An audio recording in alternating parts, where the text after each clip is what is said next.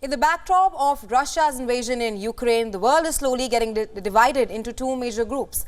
The West and the NATO on one side, and the anti-West axis that is emerging around China. In a scenario like this, where is India placed? And what does the growing China-Russia axis mean for India? To talk more on this, we're now being joined by Professor Swan Singh, a visiting professor at the University of British Columbia, Vancouver. Thank you so much for joining us, Professor. Thank you for having me on your program. Right now, the bonhomie between Moscow and Beijing continues to grow, especially after Chinese President Xi Jinping's visit to Moscow. But tell us that is there an axis already present between China and Russia, or is it just about to start or in a developing stage at the moment? Clearly, China and Russia relationship had been growing its bonhomie.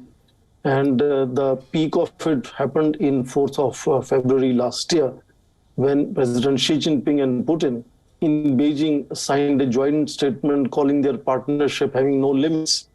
And that happened barely 20 days before Russian forces moved into Ukraine.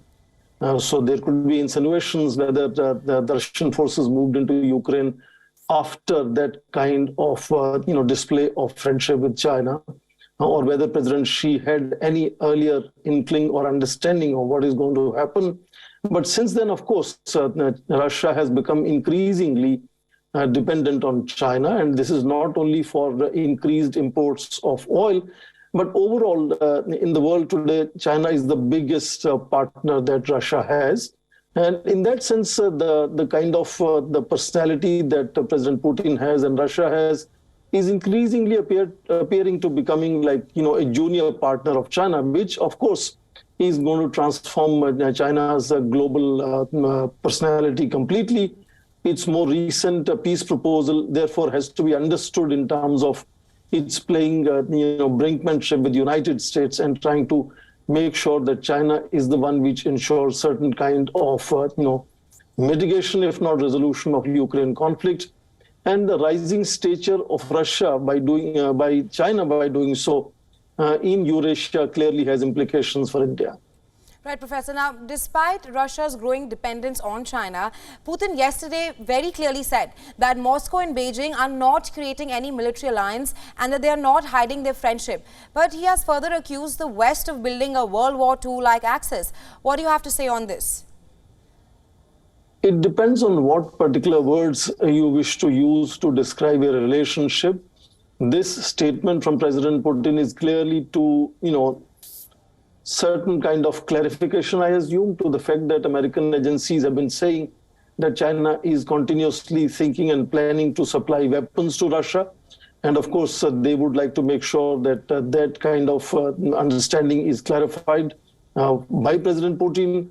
But clearly, China is, in that sense, funding the whole effort of President Putin in that sense, because it's a major buyer of Russian commodities.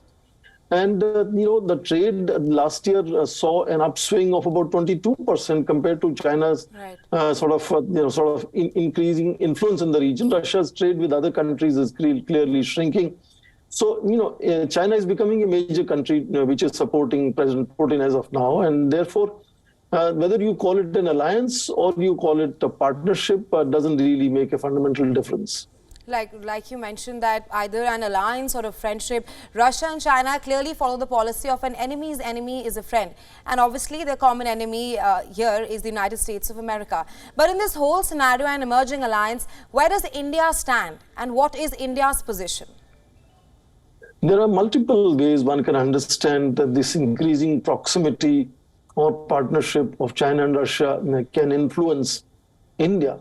Very clearly, for example, the more China becomes uncontested and powerful and influential in Eurasia and with Russia, the kind of major concerns India would have, one at the level of Russia becoming increasingly intertwined with not just China, but another close friend of China, Pakistan.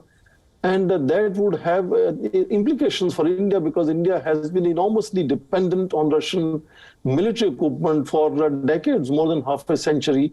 And we still have large amount of military equipment which requires spare parts from Russia.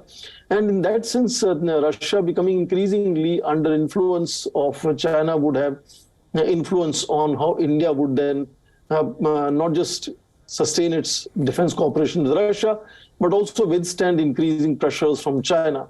Second, of course, if China becomes far more influential, it clearly means that India will also have to really working hard to make sure that its increasing visibility and influence is sustained, and it doesn't end up by sort of reaching a stage where it has to choose between United States and China, which could emerge as two poles in international sort of relations. And in that sense, I think India has clearly to worry about Russia becoming increasingly dependent on China and China becoming increasingly influential, and the contestation becoming simply between China and the United States, and India being pushed to choosing sides. Now, talking more about India's position at the moment. Now, India has had long-standing relations with Russia, and it does look like that Moscow will not sacrifice its relations with India to please China. While on the other hand, it does seem like Moscow will not also back India when it comes to India's policy against China. So, do you think that with the growing Russia-China axis, New Delhi's relations with Moscow will be affected in the future? There is no doubt that Ukraine crisis has impacted on India's relations with Russia. The West is also going to interpret Japanese Prime Minister's visit to Ukraine from India in one way, and Russia is going to interpret that in another way. And in that sense, every next day makes India do and say things which are open to interpretations by both sides, one on the side of Russia and China, and on the other side, United States and its European and Asian allies. So it's tightening the maneuvering space for India in that sense as to how India can contribute to pursuing its own interests and also influencing the mitigation and outcome of Ukraine conflict. Right. New Delhi has so far taken a very neutral stance. It has abstained even at the UNGA meet. But we're also witnessing how the world is slowly getting divided with the West and NATO on one side and the anti-West alliance on the other. For how long do you think will India be able to maintain its neutral stance? It's becoming increasingly tough challenge. And if you look at simple semantics of India's approach to Ukraine, which we largely call proactive neutrality, India has gradually moved from, we started by saying India wants to express its concern. Then we said we regret what is happening in Ukraine. Then we said we deplore. Then we said India wants to make sure the world understands and respects international law. Everybody should respect United Nations Charter. Then India went ahead and said that national sovereignty and territorial integrity should be protected. India then went ahead and said that the kind of massacre that happened in Bucha should be investigated by independent agencies at global level. India actually voted against the Russian proposal later in August 2021, 2022, when Russia was wanting President Zelensky not to address online United Nations General Security Council. So India has constantly been let's say, firming up and sharpening its responses. And now Prime Minister Kishida's visit to Ukraine from India, again, it will be understood, as I said, in different ways by both sides. So as Ukraine war lingers on and continues as long as it has, India's maneuverability then faces increasing challenges to maintain that balance between two sides that India has sought to maintain so far. Right, Professor, like you mentioned that India has sharpened its responses while also maintaining a neutral stance. Thank you for joining us on WION and sharing your insights with us on this. Thanks very much. Thank you. WION is now available in your country. Download the app now and get all the news on the move.